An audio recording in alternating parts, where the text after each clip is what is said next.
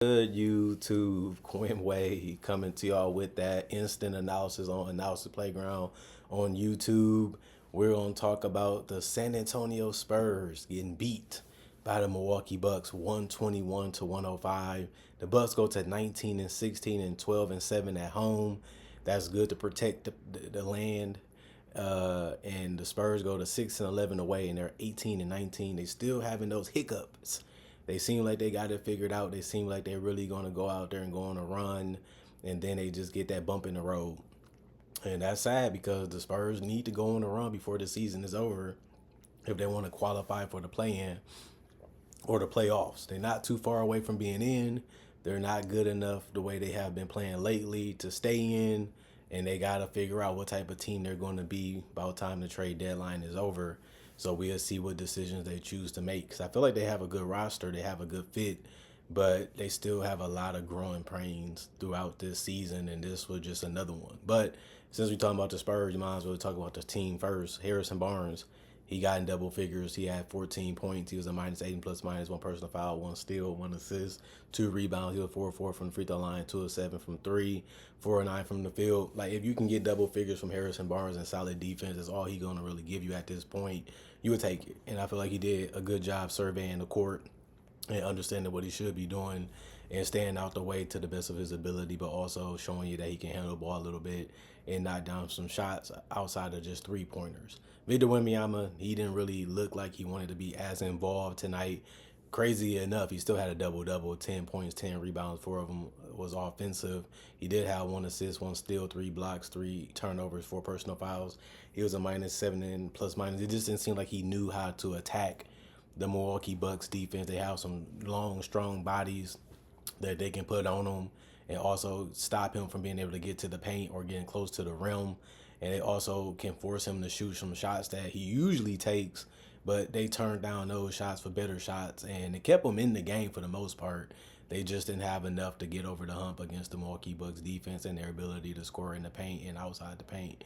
But Wembanyama was 2 of 6 from 3, 4 of 10 from the field. Christopher Emmanuel Paul had 18 points, and that was really good to see him be aggressive. I think he needs to score more for this team to win. It seems like they need Chris Paul to be the old Chris Paul for this to be a perfect fit alongside Wemby, because Wemby still isn't hugely confident in all his shots because he's still learning how to mix it up offensively while still keeping his bread and butter going too. But he had 1 block, 1 steal, 7 assists, 5 rebounds. 2 of them was offensive. Chris Paul was 1-1 from the free throw line, 5 of 6 from 3, and 6 of 10 from the field. Efficient night for him, even when it comes to ball handling duties and passing, while still scoring. Devin Vassell didn't shoot the ball well tonight. He was 4 of 17 from the field, but he was 3 of 9 from 3. You'll take that because he also had 9 rebounds and 2 assists, 1 steal, 2 turnovers, -9 and plus minus. He did get in double figures with 11. And then Stephon Castle started it again. He couldn't make a shot really tonight, especially from 3. He missed all of them. He was 0 of 5 from 3, 2 of 12 from the field, 1 of 2 from the free throw line, 5 assists, 1 turnover, 1 personal foul plus 3. 5 points. Zach Collins, 3 minutes, 0 of 1 from the field, 1 assist, 1 turnover, plus 4, and plus minus. Sandro ended up playing 6 minutes. He was 2 for 5 from the field, 1 of 3 from the 3-point line, 2 of 3 from the free throw line, 1 steal, 1 personal foul plus 1 and plus minus 7 points. Julian Champagnie was 3 of 11 from the field, 3 of 9 from 3. 3 rebounds, 1 assist, 1 turnover, 2 personal fouls, -26 and plus minus 9 points. And then Keldon Johnson, he was 7 of 15 from the field. I like that he turned down some of his threes for layup opportunities, and I like the fact that he did shoot some threes that they was going to give him. He made them, he missed them, but he had a good overall game plan of how he wanted to score and attack the defense. He also was 8 of 9 from the free throw line. That's a lot for him, and he converted on mostly all of them. Only missed 1. 11 rebounds, so 20 and 10 for him. That was good to see. He had 5 offensive rebounds, 1 assist, 1 steal. He was -12 and plus minus. He had 24 points. That's good to see. And he played the best out of any Spurs tonight, even though he only played 25 minutes. Charles Bassey played 13 minutes. He was 2 of 3 from the field, 2 rebounds. 1 was offensive, 1 steal, one block, two personal fouls, -9 and plus minus 4 points. Trey Jones, 1 of 2 from the field, or 1 from 3, 1 of 1 from the free throw line. 5 assists, 2 rebounds, 1 steal, one personal foul, -10 and plus minus 3 points. Malachi Branham played 3 minutes. He was a +4 and plus minus, didn't really impact any statistical category besides that. And Blake Wesley did the same, but he had 2 rebounds and 1 turnover. He was a +4 and plus minus, but didn't score. 35 of 95, 36% from the field, 18 of 52, 34% from three, 17 of 20, 85% from the free throw line. They did still get 12 offensive rebounds as a team, 46 rebounds total, 24 assists, 8 steals, 5 blocks, 9 turnovers, 14 personal fouls, and 105 points. And then the Milwaukee Bucks, the better team, the smarter team, and just a team that knows who they really are at this point of the season, besides defensively. Offensively, they do. But Torian Prince, 3 points, 2 turnovers, 1 assist, 4 rebounds, 1 of 3 from 3 point line, 1 of 3 from the field. Giannis Antetokounmpo, 25 points, +13 and plus minus, one personal foul, 4 turnovers, 1 block, 8 assists. He had 16 rebounds, so a double-double for him, 20 and 10. He didn't get to 30 and 10, but he got to 20 and 10. 3 offensive rebounds, 3 of 7 from the free throw line. He was 0-1 from 3, 11 of 21 from the field. They manned the paint real good, and Giannis was just making the right reads when it comes to making a pass or choosing to score or hitting a jump shot. He did go for a 3, and he was way off on it, but that was probably the only shot that he didn't really need to take. And you would just like to see him make his free throws a little bit better tonight instead of the 3 of 7. Brook Lopez stepped up big time for the Bucks. He had 22 points, +7 and plus minus, 3 personal fouls, 2 blocks, 1 steal, 1 assist, 7 rebounds, 2 was offensive. 101 from the free throw line. He was 5 of 11 from 3 and 8 of 17 from the field. They was just letting him shoot it as much as he could, and he took them. And it was really falling tonight. And he protected the paint and used his size and his body the right way tonight too. Video game Damian Lillard did his thing. He had 26 points, +8 and plus minus, 1 personal foul, 2 turnovers. He did have 8 assists tonight, 5 rebounds. He was 6 of 6 from the free throw line, 4 of 7 from 3, and finished 8 of 13 from the field. He took smart shots, didn't rush it, didn't force it, didn't really go out of his normal shot selection. He did what he usually does. It just worked today, and he did play 35 minutes, so they used him a lot. Andre Jackson Jr., 0 points, -10 and plus minus, 2 rebounds, 0-1 from the field. For him, he never really is a real great offensive player, which is no surprise. Bobby Portis, 5 points, +20 and plus minus, 2 personal foul, 1 turnover, 1 block, 1 steal, 2 assists, 11 rebounds, 2 of them was offensive. He didn't score a lot like he usually does because he was 2 of 12 from the field and 0 of 3 from the 3 point line. He even finished 1 of 2 from the free throw line. So his jump shot just wasn't falling. His post game wasn't working against this particular team in this particular night. But he still went out there and rebounded and gave a lot of effort, even on the defensive end, even though he didn't really have it going offensively. Marjon Beauchamp had 3 minutes. Today he was 1 of 2 from the field. He had 1 rebound. It was offensive. He was -4, and plus minus he had 2 points. Chris Middleton had 8. He was 1 of 5 from 3, but he was 2 of 7 from the field. He was 3 of 4 from the free throw line. He continues to rebound at a decent clip. He had 3 assists, 2 personal fouls, +20 and plus minus. Leon Robbins, 3 minutes, 1 rebound, 1 steal, 1 turnover, 1 personal foul, -4 and plus minus. Gary Trent Jr., 5 of 5 from the field, 4 of 4 from the 3 point line, 3 rebounds, 2 assists, 2 steals. He also had 1 personal foul. He was a +20 and plus minus, had 14 points off the bench. I mean, if you're going to shoot the ball this good, especially from 3, you have a great chance of having one of the biggest impacts on the team, which he did tonight. And he did play a lot of minutes because he was shooting the ball well. And he also did rebound decently for the minutes that he played.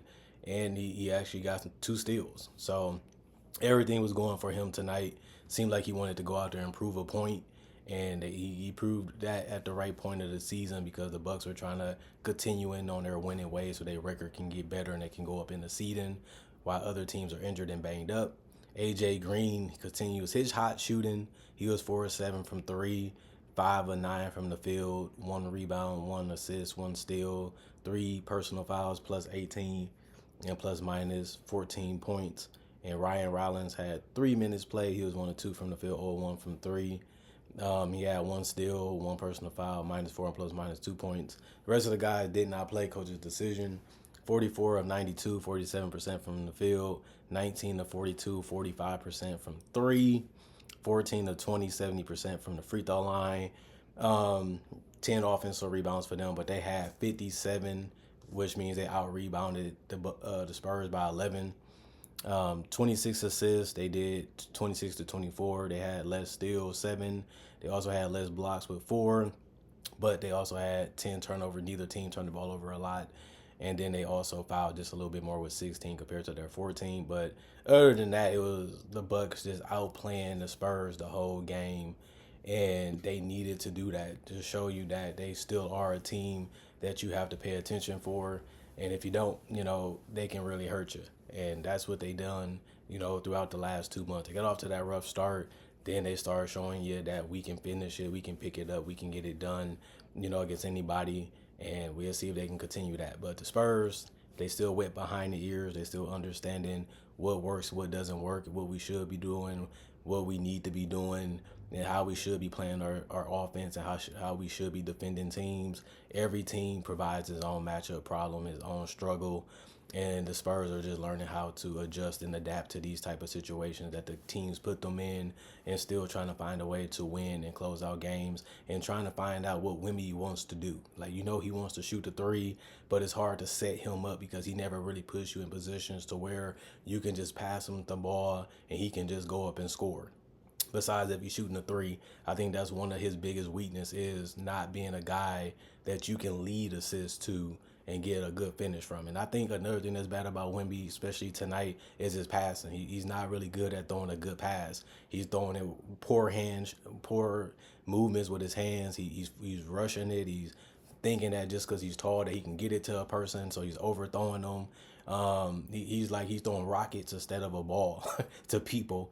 And you got to always understand, you got to be balanced when you're trying to give a good pass, even if you're in the high post, even if you're in the low post, even if you're at the top of the key. You have to make sure you're passing the right way with great fundamentals. You can't just be passing it just because you want to and thinking somebody can get it, somebody can catch it, especially when you're taller than basically everybody on the court every single day. I think that was something that he struggled with too today, was just making the right pass. Even if it wasn't for a shot for him, even if it was just to reset the offense and run another play, he does have to fix that problem. He's very sloppy and nonchalant when he comes towards passing the ball to other teammates. But that's another thing. But you really do have to find, this is Wemby advice, how can my teammates help me get easier points? How can they set me up for easier opportunities? He just doesn't have that in his game unless you find them for a three. And it's crazy sometimes watching this game. It's like you basically working so hard just to create a shot when your teammates is on the court to help you do that and make it easier for you. And it seems like he rejects it and he passes back out of it, or he just dribbles into a tougher shot. It's like, man, Wemby, you just got the heebie-jeebies right now. It seems like he's excited to compete. He's excited for the challenges that's on display each and every night that he plays. But you still got to be putting yourself in a dominant position because your teammates play so much off of you and they need you to have these performances. Wemby would average 30 plus this game. They would have been in it and they probably win this game. That's what your franchise player is supposed to do. That's how they're supposed to think if they want to be the best. I'm not saying he didn't have that opinion or that feeling coming into this game, but the Bucks took him right out of his comfort zone and allowed him to stay on the perimeter, and he didn't really do any adjustments or no type of changes to be dominant offensively, and they just took him out the game. Like, that just can't happen if you want to be the best player in the world. That just can't happen if you want your team to be better, because you're a part of the team and you're a part of the problem. And this is what I have to say about Wemby, and I already covered the other guys when it was their time separately. But the Spurs got to figure out this Wemby problem offensively. He's doing great defensively. He's doing great on the boards some games, but his biggest problem is still figuring out how to stay dominant each and every night And it's painful to watch sometimes, especially because he seems like he wants the game to just come to him and guys just give up or not try as hard. Our job is to slow you down. Our job is to take you out the game to the best of our ability. Our job is to make you uncomfortable and make you take shots you really don't want to take. Until he figures out how to counteract those things, the Spurs are going to continue to be in trouble winning games because he is their best player, and he has shown that throughout the season. Even in this game, it was an okay game, but we need you to be great each and every night for us to win because we don't have as much talent and as much youth as the other teams do. And that's one thing they knew when they built this roster this offseason. And this is what they're stuck with for the rest of the season, basically.